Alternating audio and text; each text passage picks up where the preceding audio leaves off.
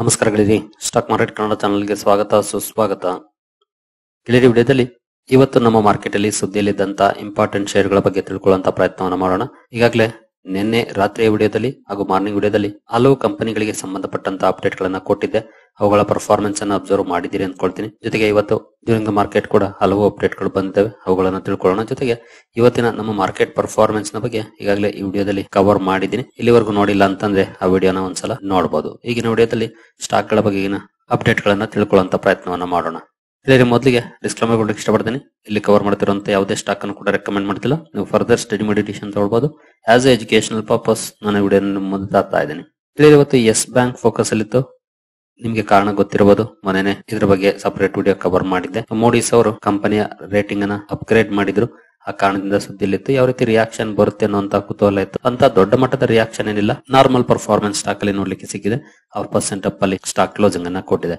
ನಂತರ ಟಾಟಾ ಮೋಟಾರ್ಸ್ ಕೂಡ focus ಅಲ್ಲಿತ್ತು. Again ಇವರು ಕೂಡ ಮೂಡೀಸ್ ರೇಟಿಂಗ್ ನ ಕಾರಣಕ್ಕೆ ಸುದ್ದಿಲಿತ್ತು. ಬಟ್ ಮೂಡೀಸ್ ರೇಟಿಂಗ್ ಅಪ್ಗ್ರೇಡ್ ನ ಸುದ್ದಿಯನ್ನ ಮರೆಮಾಚುವಂತ ಇನ್ನೊಂದು ಸುದ್ದಿ ಬಂತು. ಹಾಗಾಗಿ ಸ್ಟಾಕ್ ಅಲ್ಲಿ ನೆಗೆಟಿವ್ ಇಂಪ್ಯಾಕ್ಟ್ ನೋಡ್ಲಿಕ್ಕೆ ಸಿಕ್ತು. ಆ ಸುದ್ದಿ ಏನು ಅಂತಂದ್ರೆ ನೋಡಬಹುದು, Tata motors shares fall 5% after JLR projects flat cash flow and lower 526 margins. ಈ ಒಂದು ಸುದ್ದಿ ಬಂತು ಮೊನ್ನೆ ಮೂಡೀಸ್ ರೇಟಿಂಗ್ ಅಪ್ಗ್ರೇಡೇಷನ್ ಬಗ್ಗೆ ಸುದ್ದಿ ಬಂತು. ಅವರು ಒಂದಷ್ಟು ಪಾಸಿಟಿವ್ ವಿಷಯಗಳನ್ನ ಹಂಚ್ಕೊಂಡಿದ್ರು. ಬಟ್ ಇವತ್ತು ಅದನ್ನ ಮೀರಿಸುವಂತ ಒಂದು ಸುದ್ದಿ, ಎಸ್ಪೆಷಲಿ JLR ಗೆ ಸಂಬಂಧಪಟ್ಟಂತೆ, ಜಾಗ್ವಾರ್ ಲ್ಯಾಂಡ್ ರೋವರ್ ಗೆ ಸಂಬಂಧಪಟ್ಟಂತೆ ಸುದ್ದಿ ಬಂತು. ಕಂಪನಿಯ ಕ್ಯಾಶ್ ಫ್ಲೋ ಏನಿದೆ ಫ್ಲಾಟ್ ಇರಬಹುದು 526 ಅಲ್ಲಿ ಅನ್ನುವಂತ ಸುದ್ದಿ ಬಂದಿದೆ. ಕಂಪನಿಯ ಮಾರ್ಜಿನ್ಸ್ ಕೂಡ ಲೋಯರ್ ಇರಬಹುದು ಅನ್ನುವಂತ ಮಾಹಿತಿಯನ್ನ ಸ್ವತಃ ಕಂಪನಿನೇ ಕೊಟ್ಟಿದೆ. ಯಾವುದೋ ರಿಪೋರ್ಟ್ಸ್ ಮೂಲಕ ಬಂದಿರುವಂತಹ ಸುದ್ದಿ ಅಲ್ಲ, ಸ್ವತಃ ಕಂಪನಿನೇ ಕೊಟ್ಟಿರುವಂತಹ ಸುದ್ದಿ. ನೋಡಬಹುದು, UK based subsidiary Jaguar Land Rover signalled a weaker financial outlook for the current fiscal year, sparking concern among investors. So the premium car maker expects its EBIT margin for FY26 to range between 5 to 7%, significantly lower than the 8.5% margin reported in the previous fiscal. ಇಂದಿನ ವರ್ಷಕ್ಕೆ ಹೋಲಿಸಿದ್ರೆ ಕಡಿಮೆ project ಮಾಡ್ತಿದ್ದಾರೆ. ಹಾಗೆ ಇಲ್ಲಿ ಇನ್ನೊಂದು point ಅನ್ನು observe ಮಾಡಬಹುದು. ಈವನ್ ನಿನ್ನೆ ಮೂಡೀಸ್ ರೇಟಿಂಗ್ ಅಪ್ಗ್ರೇಡೇಷನ್ ಏನ್ ಬಂದಿತ್ತು, ಅಲ್ಲೂ ಕೂಡ ಮಾರ್ಜಿನ್ ವಿಚಾರದಲ್ಲಿ ಅವರು ಮಿಡ್ ಸಿಂಗಲ್ ಡಿಜಿಟ್ ಅಂತ ಹೇಳಿದ್ರು. ಮಿಡ್ ಸಿಂಗಲ್ ಡಿಜಿಟ್ ಅಂದ್ರೆ ಎಷ್ಟು? ಅಗೇನ್ ಸೇಮ್ ಇಲ್ಲೇನ್ ಹೇಳ್ತಿದ್ದಾರೆ, 5 to 7% ಏನ್ ಹೇಳ್ತಿದ್ದಾರೆ, ಕಂಪನಿ ಹೇಳ್ತಿರೋದು ಇದನ್ನೇ ಅವ್ರು ಹೇಳಿರೋದು ಕೂಡ. ಅಲ್ಲೇನ್ ಡಿಫರೆನ್ಸ್ ಇಲ್ಲ. ಅವರು ಕೂಡ ಮಿಡ್ ಸಿಂಗಲ್ ಡಿಜಿಟ್ ಅಲ್ಲಿ ಇರಬಹುದು ಅನ್ನೋಂತ ಎಸ್ಟಿಮೇಟ್ ಅನ್ನ ಮಾಡಿದ್ರು. ಸ್ವತಃ ಕಂಪನಿ ಕೂಡ ಅದನ್ನೇ ಹೇಳ್ತಾ ಇದೆ. ಮೂಡೀಸ್ ಅಪ್ಡೇಟ್ಸ್ ಏನಿತ್ತು ಅದಕ್ಕೆ ತಕ್ಕಂತೆನೇ ಇದೆ ಕಂಪನಿ ಹೇಳಿರುವಂತದ್ದು ಕೂಡ. ಅದನ್ನ ನಾವು ಈ ರಿಪೋರ್ಟ್ ಅಲ್ಲಿ ಅಬ್ಸರ್ವ್ ಮಾಡಬಹುದು. ಜೊತೆಗೆ ದೊಡ್ಡ ದೊಡ್ಡ ರೇಟಿಂಗ್ ಏಜೆನ್ಸೀಸ್ ಏನು ಎಸ್ಟಿಮೇಷನ್ಸ್ ಅನ್ನ ಕೊಡ್ತಾರೆ, ಅವರು ಸುಮ್ನೆ ಬಂದ್ಬಿಟ್ಟು ಕೊಡೋದಿಲ್ಲ. ಅವರು ಸ್ವತಃ ಕಂಪನಿಯ ಮ್ಯಾನೇಜ್ಮೆಂಟ್ ಅನ್ನ ಮೀಟ್ ಮಾಡ್ತಾರೆ, ಅಲ್ಲಿನ ಆಗು ಹೋಗುಗಳ ಬಗ್ಗೆ ಡಿಸ್ಕಷನ್ ಮಾಡ್ತಾರೆ, ಮಾರ್ಕೆಟ್ ಅಲ್ಲಿ ಯಾವ ರೀತಿ ಪರಿಸ್ಥಿತಿ ಇದೆ ಅನ್ನೋದನ್ನ ಸ್ಟಡಿ ಮಾಡ್ತಾರೆ. ಎಲ್ಲವನ್ನ ಆಧರಿಸಿನೇ ಅವರು ರಿಪೋರ್ಟ್ ಗಳನ್ನ ರೆಡಿ ಮಾಡೋದು. ಸುಮ್ನೆ ರ್ಯಾಂಡಮ್ ಆಗಿ ಬಂದು ರಿಪೋರ್ಟ್ ಗಳನ್ನ ಕೊಡೋದಿಲ್ಲ. ಹಾಗಾಗಿ ಅವ್ರು ಹೇಳಿರೋ ತರ ಮಿಡ್ ಸಿಂಗಲ್ ಡಿಜಿಟ್ ಅಲ್ಲೇ ಇದೆ ಕಂಪನಿಯ ಮಾರ್ಜಿನ್ಸ್. ಅದರಲ್ಲೂ ಎಸ್ಪೆಷಲಿ ಇದು JLR, ನಾಟ್ ಟಾಟಾ ಮೋಟಾರ್ಸ್ ನ subsidiary JLR. But majority revenue JLR ಅಲ್ಲೇ ಇರೋದು, ಟಾಟಾ ಮೋಟಾರ್ಸ್ ಗಿಂತ ತುಂಬಾನೇ ಹೆಚ್ಚಿದೆ. ಈ ಸುದ್ದಿ ಬಂದ್ಮೇಲೆ ಸ್ಟಾಕ್ ಅಲ್ಲಿ ಡೌನ್ ಪರ್ಫಾರ್ಮೆನ್ಸ್ ಕೂಡ ನೋಡ್ಲಿಕ್ಕೆ ಸಿಕ್ತು. ಓವರ್ ಆಲ್ 3.5% ಡೌನ್ ಅಲ್ಲಿ ಸ್ಟಾಕ್ ಕ್ಲೋಸಿಂಗ್ ಅನ್ನ ಕೊಟ್ಟಿದೆ. ಬಟ್ ಮೂಡೀಸ್ ಎಕ್ಸ್ಪೆಕ್ಟೇಷನ್ ಏನಿತ್ತು ಅದೇ ಲೆವೆಲ್ ಅಲ್ಲಿ ಇದೆ ಮಾರ್ಜಿನ್ಸ್ ವಿಚಾರ. ಇನ್ನು HBL ಎಂಜಿನಿಯರಿಂಗ್ ಫೋಕಸ್ ಅಲ್ಲಿ ಇತ್ತು. ನಿನ್ನೆ ಇದ್ರ ಬಗ್ಗೆ ಸುದ್ದಿಯನ್ನ ಕೊಟ್ಟಿದೆ. ಕಂಪನಿಗೆ ರೈಲ್ವೇಸ್ ಇಂದ 133 ಕೋಟಿ ಆರ್ಡರ್ ಸಿಕ್ಕಿರೋ ಬಗ್ಗೆ, ಕವಚ್ ಆರ್ಡರ್ ಇದು. ಈ ಸುದ್ದಿಯ ಕಾರಣಕ್ಕೆ ಫೋಕಸ್ ಅಲ್ಲಿ ಇತ್ತು. ಸ್ಟಾಕ್ ಅಲ್ಲೂ ಕೂಡ ಒಳ್ಳೆ ಪರ್ಫಾರ್ಮೆನ್ಸ್ ನೋಡ್ಲಿಕ್ಕೆ ಸಿಕ್ಕಿದೆ ಈ ಸುದ್ದಿ ಬಂದ ನಂತರ ಸುಬ್ರೋಸ್ ಆಟೋ ಎನ್ಸಿಲರಿ ಸೆಗ್ಮೆಂಟ್ ಅಲ್ಲಿ ಕೆಲಸ ಮಾಡುವಂತ ಕಂಪನಿ ಇದು. ಇದರಲ್ಲಿ ಇವತ್ತು 20% ಅಪ್ಪರ್ ಸರ್ಕ್ಯೂಟ್ ಪರ್ಫಾರ್ಮೆನ್ಸ್ ಬಂದಿದೆ. ಇವನ್ ಲಾಸ್ಟ್ ಫ್ಯೂ ಡೇಸ್ ಇಂದ ಒಳ್ಳೆ ಪರ್ಫಾರ್ಮೆನ್ಸ್ ನೋಡ್ಲಿಕ್ಕೆ ಸಿಗ್ತಿದೆ. ಇದಕ್ಕೆ ಯಾವ್ದಾದ್ರು ಸ್ಪೆಸಿಫಿಕ್ ಕಾರಣ ಇದೆಯಾ ಅಂತ ನೋಡಿದ್ರೆ ಖಂಡಿತ ಯಾವುದೇ ಕಾರಣ ಇಲ್ಲ, ಯಾವ್ದು ಸುದ್ದಿ ಏನ್ ಬಂದಿಲ್ಲ.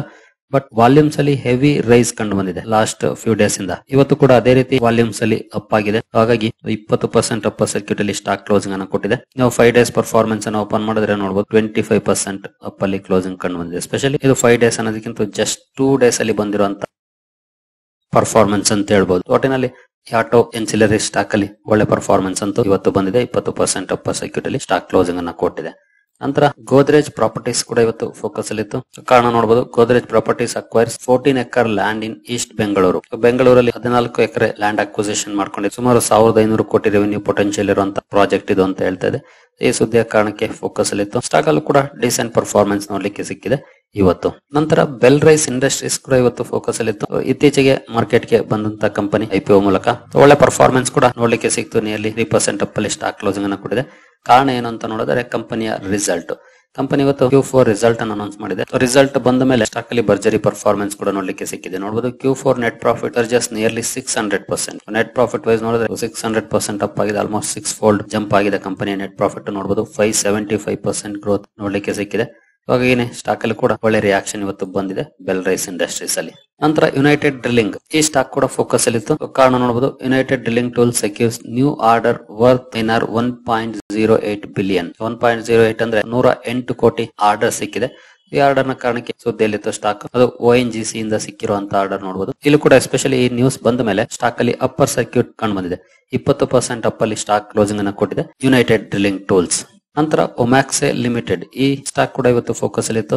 ಇದು ಕೂಡ ಒಂದು ರಿಯಲ್ ಎಸ್ಟೇಟ್ ಸೆಗ್ಮೆಂಟ್ ಅಲ್ಲಿ ಕೆಲಸ ಮಾಡುವಂತಹ ಕಂಪನಿಗೆ ಸಂಬಂಧಪಟ್ಟಂತ ಒಂದು ಸುದ್ದಿ ನೋಡಬಹುದು. Omaxe shares jump over 11% after announcing 1000 crore investment in Amritsar township. Company Amritsar township ಅಲ್ಲಿ 1000 ಕೋಟಿ ಇನ್ವೆಸ್ಟ್ಮೆಂಟ್ ಮಾಡುವಂತ ಅನೌನ್ಸ್ಮೆಂಟ್ ಅನ್ನ ಮಾಡಿದೆ. ಆ ನಂತರ ಸ್ಟಾಕ್ ಅಲ್ಲಿ ಒಳ್ಳೆ ರಿಯಾಕ್ಷನ್ ಕೂಡ ನೋಡ್ಲಿಕ್ಕೆ ಸಿಕ್ಕಿದೆ. ಆಲ್ಮೋಸ್ಟ್ ನಿಯರ್ಲಿ 13% ಅಪ್ ಅಲ್ಲಿ ಒಮ್ಯಾಕ್ಸೆ ಲಿಮಿಟೆಡ್ ಕ್ಲೋಸಿಂಗ್ ಅನ್ನ ಕೊಟ್ಟಿದೆ. ನಂತರ ಬಿಗ್ ಬ್ಲಾಕ್ ಕನ್ಸ್ಟ್ರಕ್ಷನ್ ಕೂಡ ಇವತ್ತು ಫೋಕಸ್ ಅಲ್ಲಿ ಇತ್ತು. ಇಲ್ಲಿ ಕೂಡ ಆಲ್ಮೋಸ್ಟ್ ನಿಯರ್ಲಿ 10% ರ್ಯಾಲಿ ನೋಡ್ಲಿಕ್ಕೆ ಸಿಕ್ಕಿದೆ.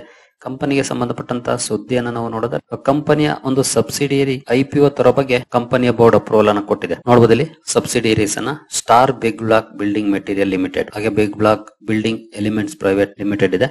ಎಸ್ಪೆಷಲಿ ಈ ಮೊದಲನೇ ಕಂಪನಿ ಏನಿದೆ Star Big Block Building Material Limited, ಇದನ್ನ IPO ಮೂಲಕ ಮಾರ್ಕೆಟ್ ಗೆ ತರುವಂತ ಅನೌನ್ಸ್ಮೆಂಟ್ ಅನ್ನ ಮಾಡಿದೆ ಅಥವಾ ಡಿಸಿಷನ್ ಗೆ ಕಂಪನಿಯ ಬೋರ್ಡ್ ಅಪ್ರೂವಲ್ ಅನ್ನು ಕೊಟ್ಟಿದೆ. ಈ ಸುದ್ದಿಯ ಕಾರಣಕ್ಕೆ ಬಿಗ್ ಬ್ಲಾಕ್ ಕನ್ಸ್ಟ್ರಕ್ಷನ್ ಫೋಕಸ್ ಅಲ್ಲಿ ಇತ್ತು. ಇವತ್ತು ಒಳ್ಳೆ ಪರ್ಫಾರ್ಮೆನ್ಸ್ ಕೂಡ ನೋಡ್ಲಿಕ್ಕೆ ಸಿಕ್ಕಿದೆ ನೋಡಬಹುದು. ಎಸ್ಪೆಷಲಿ ಸುದ್ದಿ ಬಂದ ಮೇಲೆ ಇಮಿಡಿಯೇಟ್ಲಿ ಯಾವ ರೀತಿ ಸ್ಪೈಕ್ ಸ್ಟಾಕ್ ಅಲ್ಲಿ ನೋಡ್ಲಿಕ್ಕೆ ಸಿಕ್ಕಿದೆ ನೋಡಬಹುದು. ಒಂದು ಸ್ಮಾಲ್ ಕ್ಯಾಪ್ ಕಂಪನಿ ನೋಡಬಹುದು, ಬಿಲೋ 1000 crore ಮಾರ್ಕೆಟ್ ಕ್ಯಾಪ್ ಇರುವಂತದ್ದು ರಿಸ್ಕಿ ಕಂಪನಿ. ಜೊತೆಗೆ ಇತ್ತೀಚೆಗೆ ಸಾಕಷ್ಟು ಕರೆಕ್ಷನ್ ಕೂಡ ಆಗಿದೆ. ಈ ಸ್ಟಾಕ್ ಕನ್ಸ್ಟ್ರಕ್ಷನ್ ಸೆಗ್ಮೆಂಟ್ ಅಲ್ಲಿ ಕೆಲಸ ಮಾಡುವಂತಹ ಕಂಪನಿ ಬೇಕಿದ್ರೆ ಸ್ಟಡಿ ಮಾಡಬಹುದು. ನಂತರ ಬಯೋಕಾನ್ ಲಿಮಿಟೆಡ್ ಕೂಡ ಫೋಕಸ್ ಅಲ್ಲಿ ಇತ್ತು. ಕಂಪನಿ QIP ಲಾಂಚ್ ಮಾಡಬಹುದು ಅನ್ನುವಂತ ಸುದ್ದಿಗಳು ಬಂದಿದೆ. ನ್ಯೂಸ್ ನ ಕಾರಣಕ್ಕೆ ಫೋಕಸ್ ಅಲ್ಲಿ ಇತ್ತು. ಸ್ಟಾಕ್ ಅಲ್ಲಿ ಅಂತ ಆಕ್ಷನ್ ಬಂದಿಲ್ಲ, ಯಾಕಂದ್ರೆ ಇನ್ನು ಅಫಿಷಿಯಲ್ ಅನೌನ್ಸ್ಮೆಂಟ್ ಏನ್ ಬಂದಿಲ್ಲ. ನೋಡೋಣ ಬರುತ್ತೇನಂತಾನೆ. ಅಲ್ಲಿ 1% ಅಪ್ ಅಲ್ಲಿ ಸ್ಟಾಕ್ ಕ್ಲೋಸಿಂಗ್ ಅನ್ನ ಕೊಟ್ಟಿದೆ ಇವತ್ತು ಬಯೋಕಾನ್. ನಂತರ SBI ಕೂಡ ಫೋಕಸ್ ಅಲ್ಲಿ ಇತ್ತು ಇವತ್ತು. ಕಾರಣ ಕಂಪನಿ FD ಹಾಗೂ ಸೇವಿಂಗ್ಸ್ ಅಕೌಂಟ್ ನ ಇಂಟ್ರೆಸ್ಟ್ ರೇಟ್ ಅನ್ನ ಕಡಿಮೆ ಮಾಡಿದೆ. ಸೇವಿಂಗ್ಸ್ ಅಕೌಂಟ್ ಅಲ್ಲಿ 2.7% ವರೆಗೂ ಇದ್ದಂತ ಇಂಟ್ರೆಸ್ಟ್ ರೇಟ್ ಅನ್ನ 2.5 ಗೆ ಇಳಿಸಿದೆ. ಹಾಗೆ FD ಅಪ್ ಟು 7.05% ಆಫರ್ ಮಾಡ್ತಾ ಇದೆ. ಈ ಸುದ್ದಿಯ ಕಾರಣಕ್ಕೆ SBI ಕೂಡ ಫೋಕಸ್ ಅಲ್ಲಿ ಇತ್ತು. ಬಟ್ ಸ್ಟಾಕ್ ಅಲ್ಲಿ ರಿಯಾಕ್ಷನ್ ಬರಲಿಲ್ಲ. ಫ್ಲಾಟಿಶ್ ಕ್ಲೋಸಿಂಗ್ ನೋಡ್ಲಿಕ್ಕೆ ಸಿಕ್ಕಿದೆ SBI ಅಲ್ಲಿ ಇವತ್ತು. ನಂತರ ಮರೈನ್ ಎಲೆಕ್ಟ್ರಿಕಲ್ಸ್ ಕೂಡ ಫೋಕಸ್ ಅಲ್ಲಿ ಇತ್ತು.